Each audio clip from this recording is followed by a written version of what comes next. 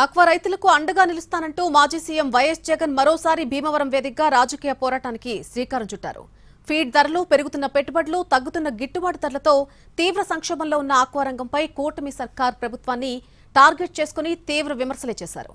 అయితే ఈ సభలో చాలా రోజుల తర్వాత జగన్ పాత స్టైల్ మళ్లీ కనిపించింది. భీమవరంలో ఆక్వా రైతుల సమస్యలపై వైఎస్ఆర్ కాంగ్రెస్ పార్టీ నిర్వహించిన కార్యక్రమానికి భారీగా రైతులు, పార్టీ శ్రేణులు తరలివచ్చారు. ఫీడ్ ధరల పెంపు, విద్యుత్ సమస్యలు, గిట్టుబాటు ధర లేక నష్టాల్లో కూరుకుపోయిన పరిస్థితులపై మాజీ సీఎం వైఎస్ జగన్ తీవ్ర స్థాయిలో స్పందించారు. కూటమి ప్రభుత్వం ఎన్నికల సమయంలో ఆక్వా రైతులకిచ్చిన హామీలు అమలు చేయటం లేదని ఆరోపించారు.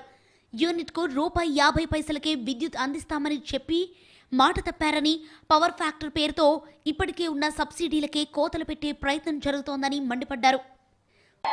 కొత్తగా కనెక్షన్లు ఇవ్వడం లేదు, ట్రాన్స్ఫార్మర్లు ఇవ్వడం లేదు, పవర్ ఫ్యాక్టర్ పేరుతో చంద్రబాబు నాయుడు గారు ఆక్వా రైతులను అన్యాయం చేస్తా ఉన్నాడు. మరోవైపున ఇదే చంద్రబాబు నాయుడు గారు ఏం చేస్తా ఉన్నాడు అనంటే, ఇదే చంద్రబాబు నాయుడు గారు కోతల మీద కోతలు వేస్తా ఉన్నాడు. ట్రాన్స్ఫార్మర్లకు ఇచ్చేది 3 ఫేజ్ కరెంట్ కాకుండా కేవలం సింగిల్ ఫేజ్ కరెంట్ ఇచ్చి ఫీడ్ ధరలను నియంత్రించడంలో ప్రభుత్వం పూర్తిగా విఫలమైందన్నారు జగన్.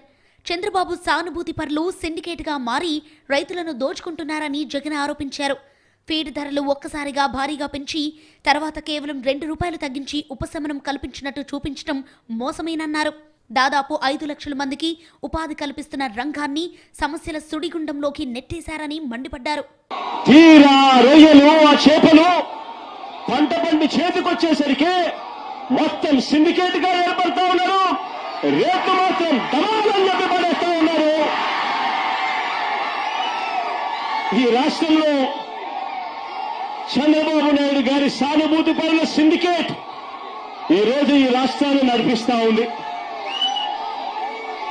ఇలా రైతుల బతుకుల్ని ఈ సిండికేట్ చేతుల్లోనే నలిగిపోతా ఉన్న పరిస్థితులు ఈ రాష్ట్రంలో మనందరికీ కూడా కనిపిస్తా ఉన్నాయి, మన కళ్ళ ఎదుటే. 2019లో తాము అధికారంలోకి వచ్చిన వెంటనే యూనిట్ ₹50 విద్యుత్ అందించామన్నారు జగన్. 5 ఏళ్లలో ₹1,000 కోట్ల సబ్సిడీని తమ ప్రభుత్వం భరించిందన్నారు. అంతకుముందు ప్రభుత్వ బకాయిలను కూడా చెల్లించామని, ఫీడ్ ధరలు పెరిగినా ప్రతిసారి కంపెనీలతో చర్చించి రైతులపై అదనపు భారం పడకుండా చర్యలు తీసుకున్నామని చెప్పారు. అప్సరా వ్యవస్థ ద్వారా సీడ్, ఫీడ్, మార్కెటింగ్ సమస్యలను పర్యవేక్షించామని, ఇప్పుడు ఆ వ్యవస్థని నిర్వీర్యం చేశారని ఆరోపించారు. రాబోయే వైసీపీ ప్రభుత్వంలో సిండికేట్ను కూకటి వేళ్లతో నరికేస్తానన్నారు. మీ కష్టాలు నాకు తెలుసు, నేను ఉన్నాను అని మాత్రం మీ అందరికీ చెప్తా ఉన్నాను. చూస్తూ 2 సంవత్సరాలు దాటిపోయింది. కళ్ళు మూసుకొని కళ్ళు తెచ్చేసరికి మనం 3 సంవత్సరాలు కూడా పోతాయి. ఆ తర్వాత రైతుల ప్రభుత్వం వస్తుంది అని చెప్పి కూడా ఈ సందర్భంగా గౌరవంగా చెప్పగలుగుతాను. ముఖ్యమంత్రి చైర్మన్ గా కూర్చుంటాడు. ఈ సిండికేట్ కూకటి వేలతో నరికేస్తాడు అని చెప్పి కూడా ఈ సందర్భంగా తెలియజేస్తా ఉన్నాను. అయితే భీమవరం సభలో రాజకీయ ప్రసంగంతో పాటు మరో అంశం ప్రత్యేక ఆకర్షణగా మారింది. దాదాపు 7 ఏళ్ల తర్వాత జగన్ తన పాత ప్రసంగ శైలిని మళ్లీ ప్రదర్శించారు.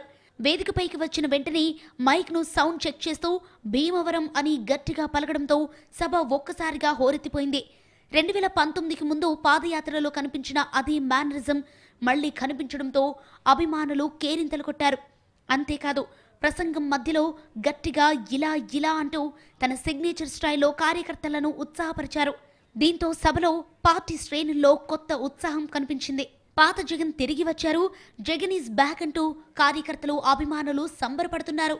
చాలా రోజుల తర్వాత ఆయన పాత ప్రసంగ శైలి, మేనరిజం తిరిగి కనిపించడం వైసీపీ శ్రేణుల్లో కొత్త ఉత్సాహాన్ని నింపింది.